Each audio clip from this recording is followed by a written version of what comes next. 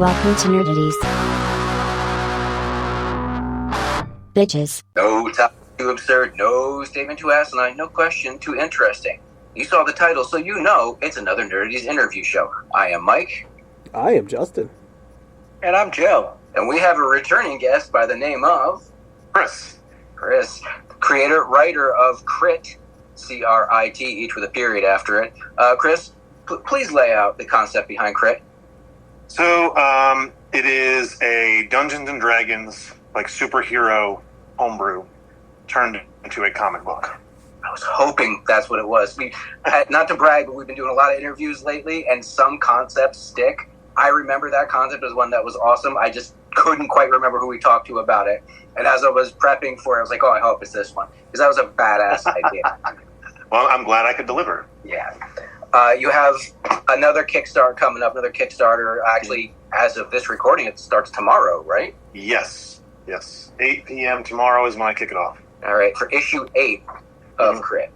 Technically issue 9, but I was a dummy and did an issue 0, so, you know. Oh. Yeah.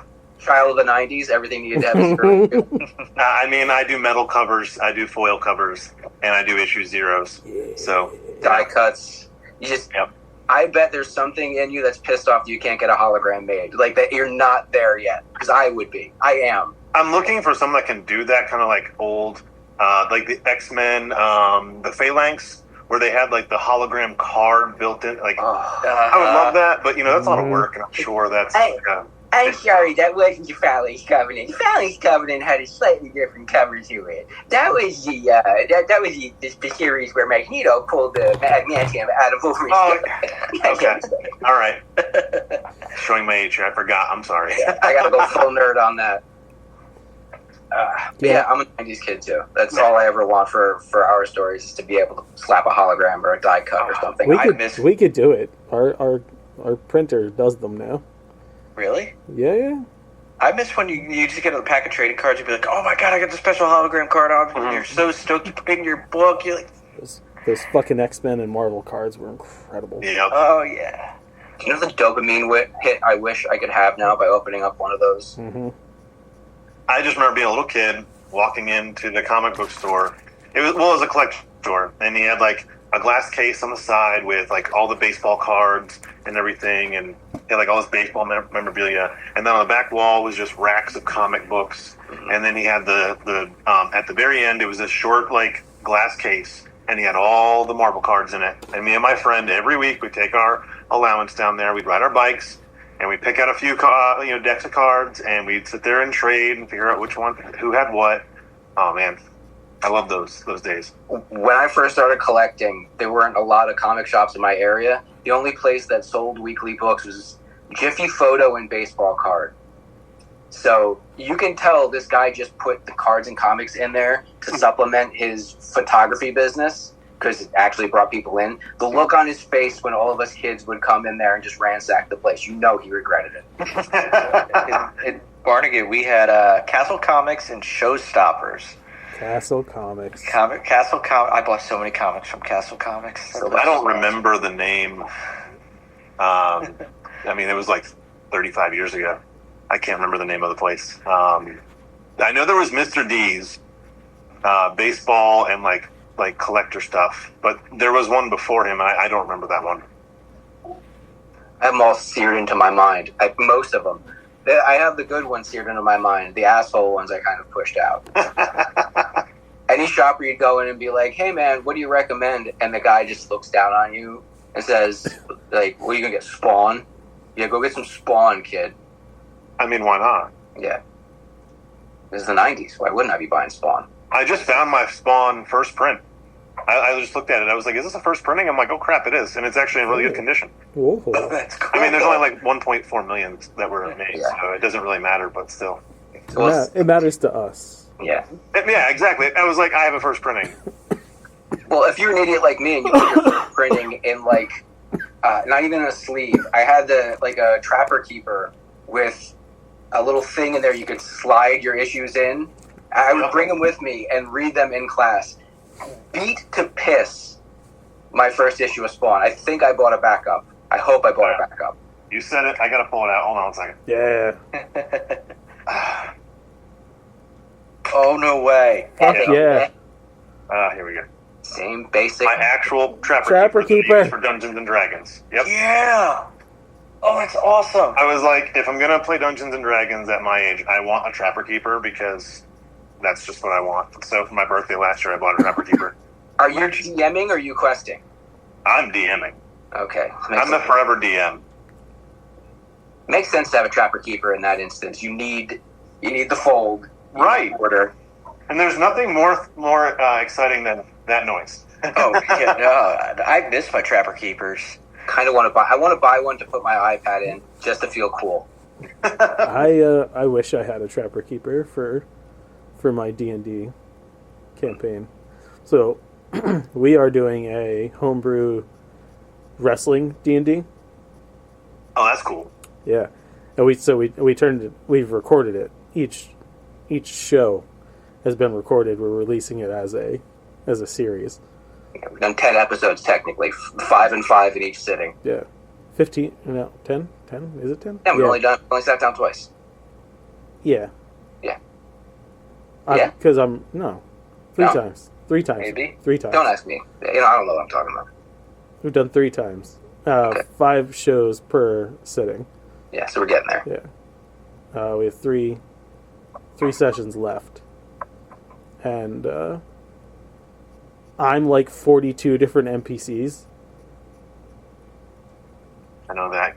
We're starting a Warhammer game. God bless you. Actual, like RPG, not table. Well, Oh, okay. I am working on the tabletop. I just got the Emperor's Children the other day, and that's my first set. And I was like, well, I'm just going to get into it. I've been talking about it for years, and why not spend all the money I don't have? Yep. I know that feeling. So you've got the figurines. Are you painting them yourself? I will, but I'm going to have my kid help me because she's a far better painter than I am. Smart. So I showed them to her, and I was like, hey, so I'm actually doing it in the color scheme of homebrewed. So it'll be like blue, violet, a little bit of white, like mixture. Because Emperor's Children has like really like high contrast pink and purples. So our logo kind of fits the theme, and so she's going to go with me and help me pick out all the paint and do all that. That's awesome. Yeah. My oldest son, he is in our wrestling D&D with us. Oh, that's awesome. Yeah.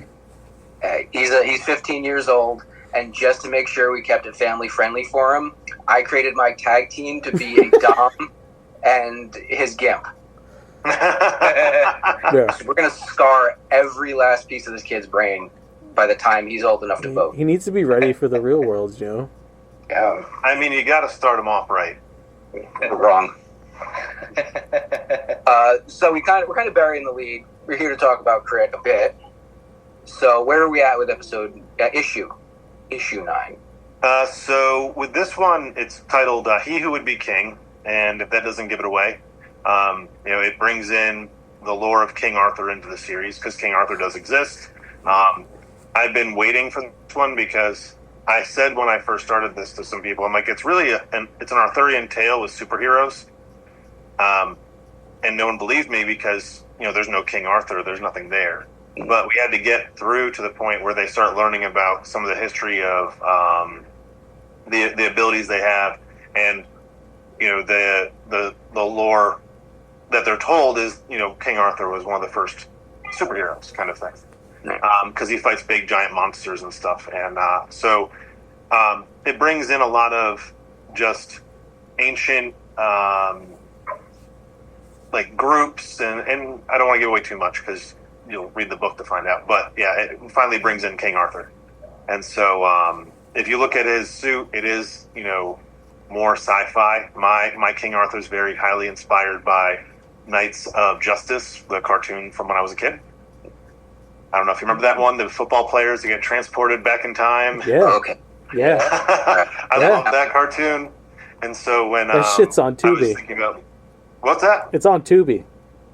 Oh, it is. Well, I have to watch it because I haven't seen it since I was a kid. Yeah. And I just absolutely loved like the designs and stuff like that. So I was when I was designing Arthur, I took some elements from those suits, kind of inspired by But yeah, we had to bring him in. It's it's the first really narrative-driven book that we've done. Everything else, like if you play D&D, you know it's action and banter and things. There's still banter, there's still action, but there's a lot of narrative and a lot of like backstory, because most of the books have been character-driven. You know, they're going to do the quest of the day kind of thing.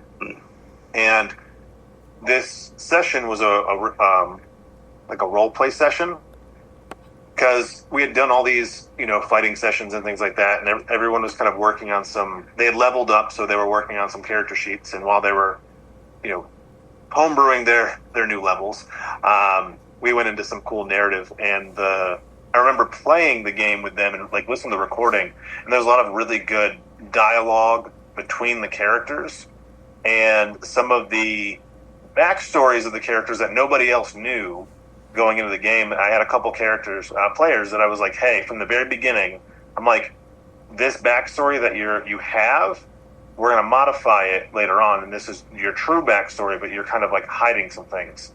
And so can you push back from that? Because like I know if in our D&D, if he's our DM, Justin's our DM, if he told me the absolute direction my character is going, I might be forced to tell him to go fuck himself. No, I didn't tell him the direction. I just said this is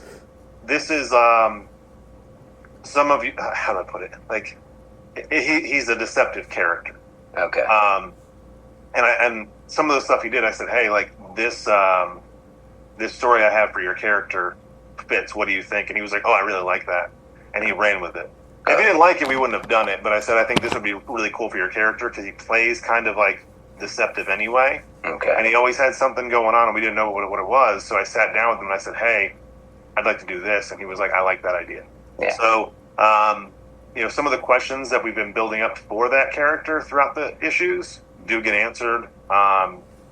And like I said, the role play between him and the rest of the team, when he kind of comes out with some of this information, was a lot of fun.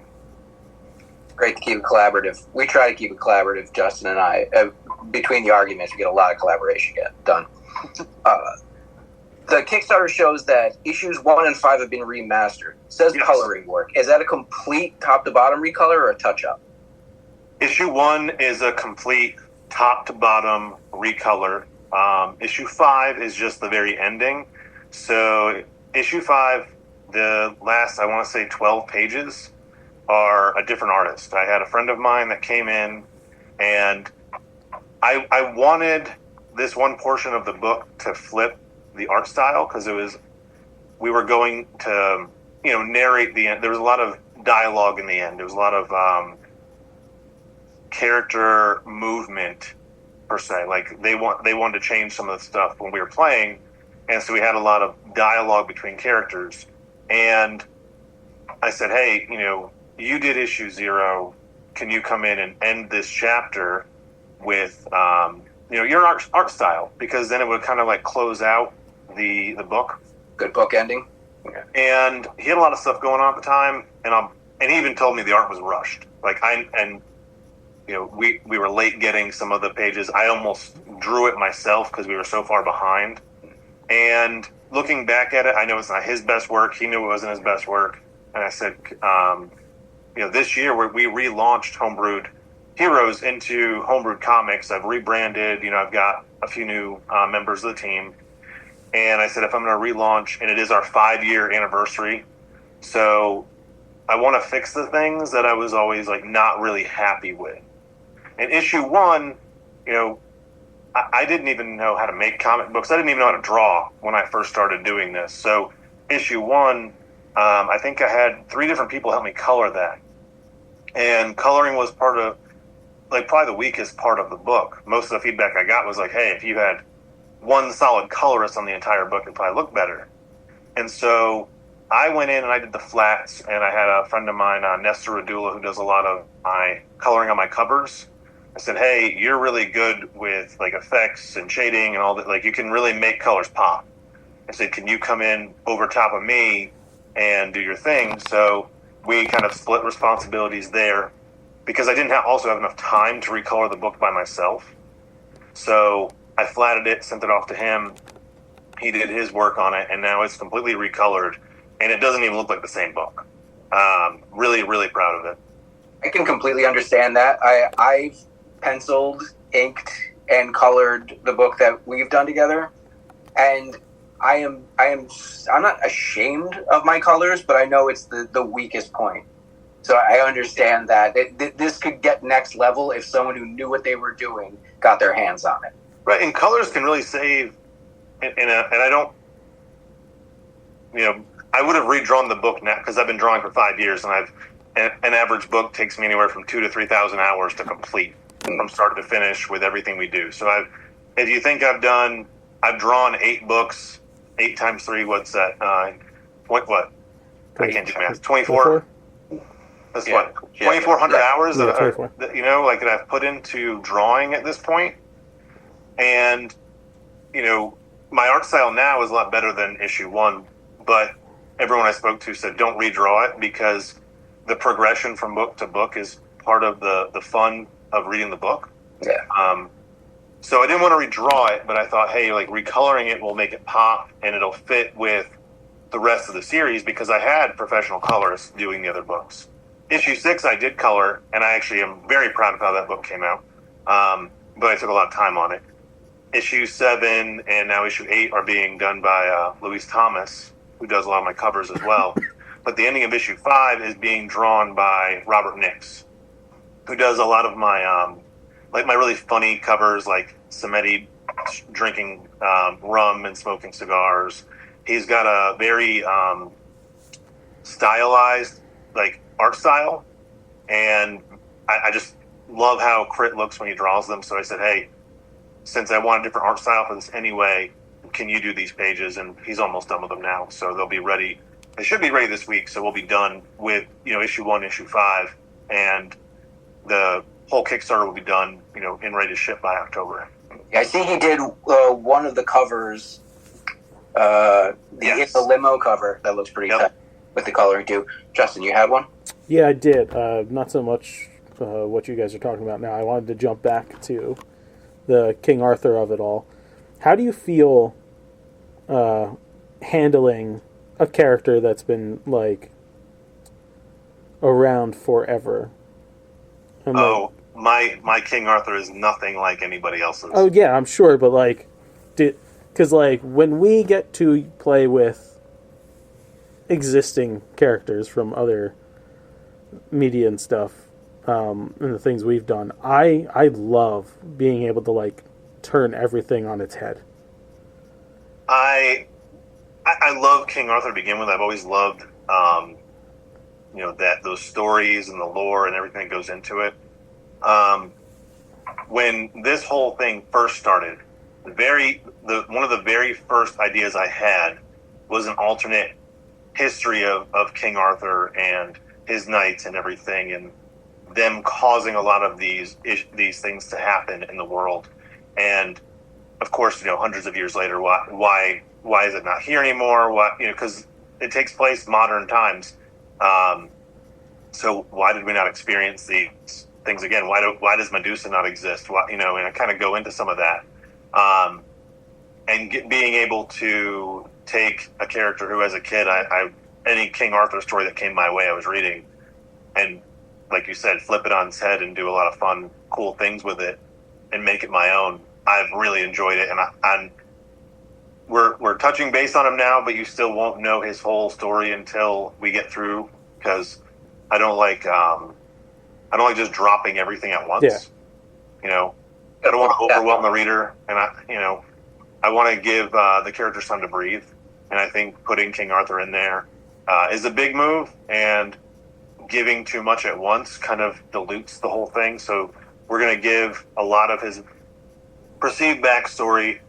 You get, a character telling his story. So it is, like a telephone game. But later on, he will come in.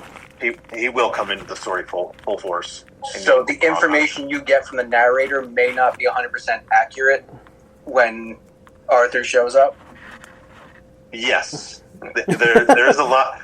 So Spoilers. Every character in this game, and as a DM, I love to bait and switch and deceive my players, because you've got to. You know, you've gotta put hooks in there, and you've got to have fun. If you give them all the information up front, there's no like aha moments later on.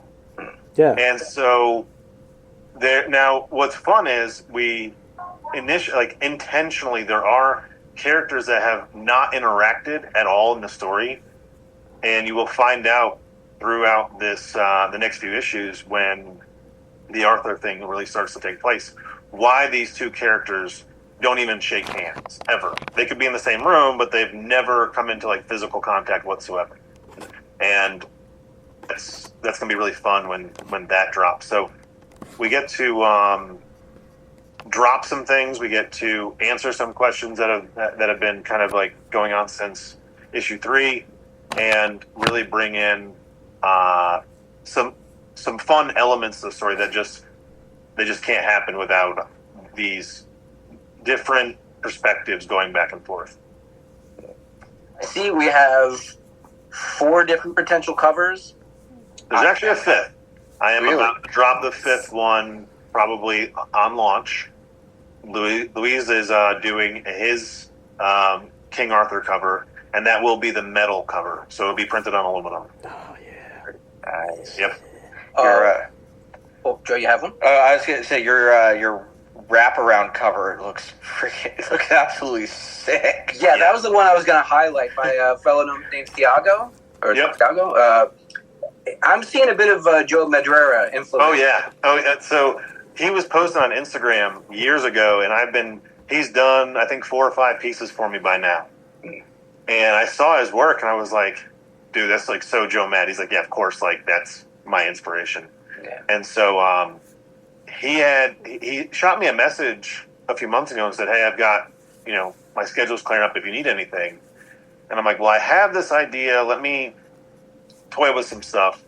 But I was working, so I work in tax field. So from January on, I'm slammed.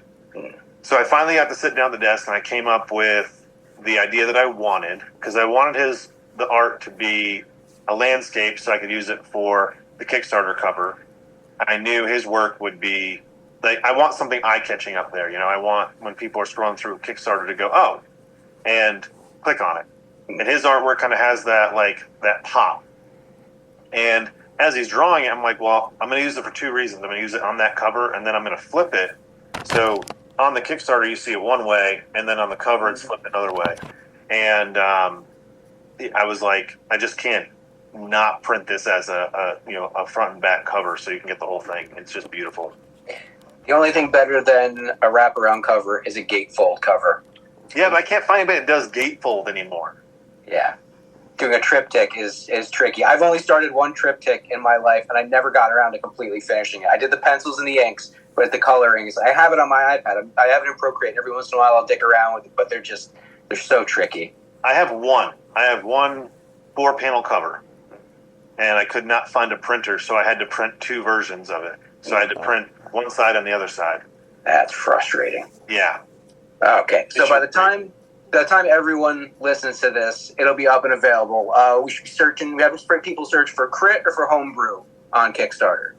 Actually, you know what? I think you can just search Crit. I think I've done enough Kickstarters now that you can just search Crit. Let me find out. Yes. Yeah. The easiest way to find the Kickstarter is to just go to Yep. So if you type in Crit right now, I'm the 5th one on there.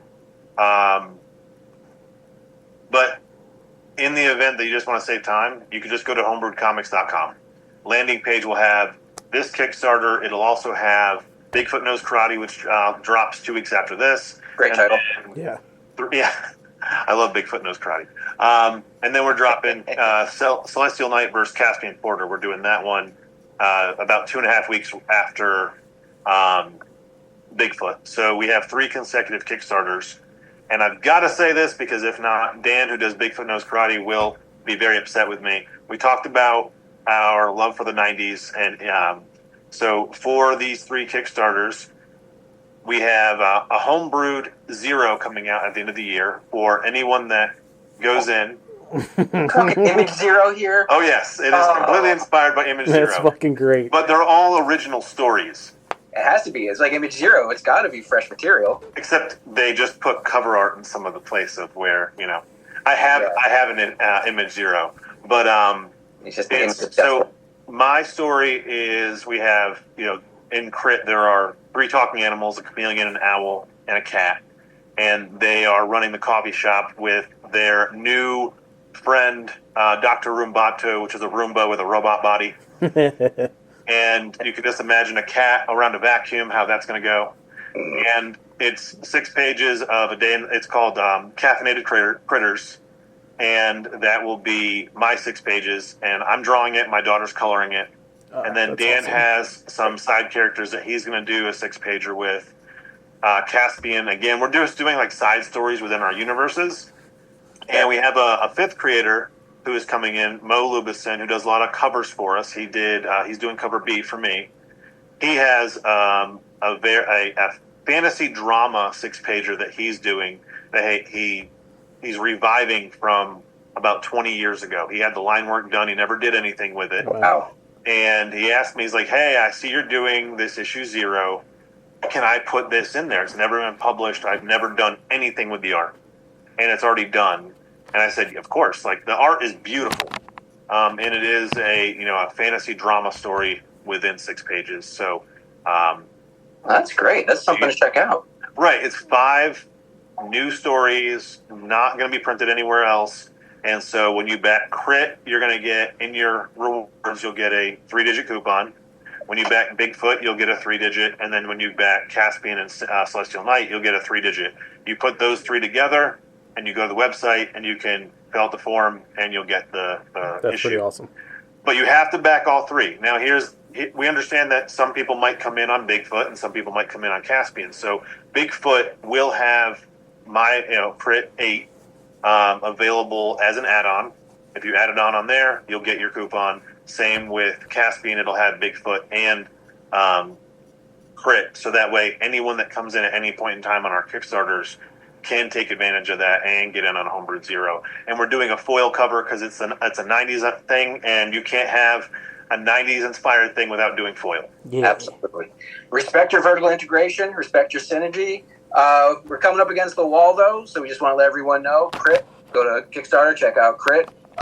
We can just search for Chris Sahloff, Sahloff. Launches on the 30th. 2 Fs. 2 Fs for savings. And or just go to Homebrew.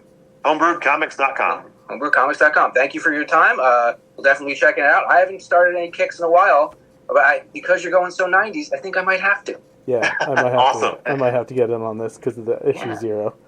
Yeah, anyone doing a foil cover these days, take some guts. Yeah. I always do foils and I always do metal. I have to. We're getting to that hologram one day. If I can find someone that does a good one, Yeah. Yeah. it's hard.